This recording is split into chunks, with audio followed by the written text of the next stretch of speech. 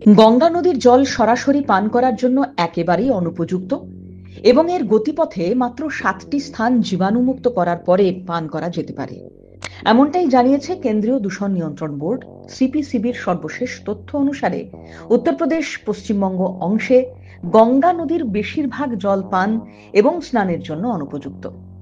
নদীর গতিপথের এই পর্যায়ে উচ্চমাত্রার কলিফর্ম ব্যাকটেরিয়া দেখা গেছে। গঙ্গা প্রবাহে ৮৬টি স্থানে জলের কোয়ালিটি পরীক্ষা করার পর প্রমাণিত হয়েছে যে ৭৮টি এলাকার জল সরাসরি ব্যবহারের অযোগ্য।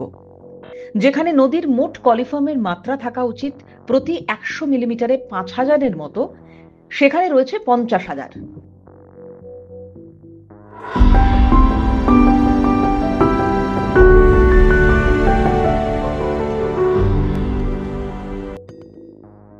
যে দেশে গঙ্গাকে দেবী রূপে পুজো করা হয়, যাকে ভারতের জীবন রেখা হিসেবে বিবেচনা করা হয়, সেখানে সিপিসিবি বলেছে যে গঙ্গার জল এতটাই দূষিত এটি স্নানের জন্য অনুপযুক্ত, পান করার তো দূরের কথা। মাত্র 18টি স্থান স্নানের জন্য উপযুক্ত বলে প্রমাণিত হয়েছে।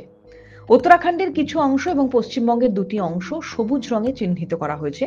অন্যদিকে নদীর বাকি জল বঙ্গোপসাগরে না যাওয়া পর্যন্ত পুরো পথ পান করার বা স্নানের জন্য অনুপযুক্ত। ৭৮টি এলাকার নদীর জল পান এবং স্নানের জন্য অনুপযুক্ত বলে প্রমাণিত হয়েছে। তার মধ্যে রয়েছে ভূশৌলা বিহার, কানপুরের গোমতী, বারাণসীর গোলাঘাট, রায়বরেলির ডালমাউ, এলাহাবাদের সঙ্গম, গাজীপুর, বক্সার, পাটনা, ভাগলপুর, পশ্চিমবঙ্গের হাওড়া, শিবপুর এবং অন্যান্য। এই 6টি স্থানকে ক শ্রেণীর অধীনে অর্থাৎ পান করার জন্য উপযুক্ত বলে ঘোষণা করা হয়েছে।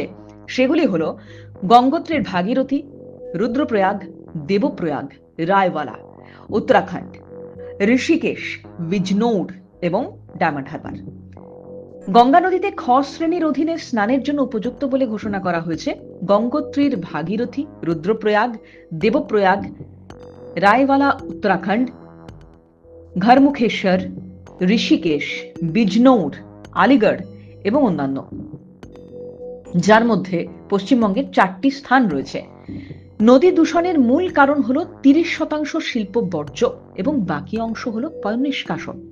গঙ্গা নদীর তীরে 1100টিরও বেশি শিল্প ইউনিট রয়েছে যারা তাদের বর্জ্য নদীতে ফেলে। পয়ঃনিষ্কাশন এখন গঙ্গার স্বাস্থ্যের একটা বড় সমস্যা।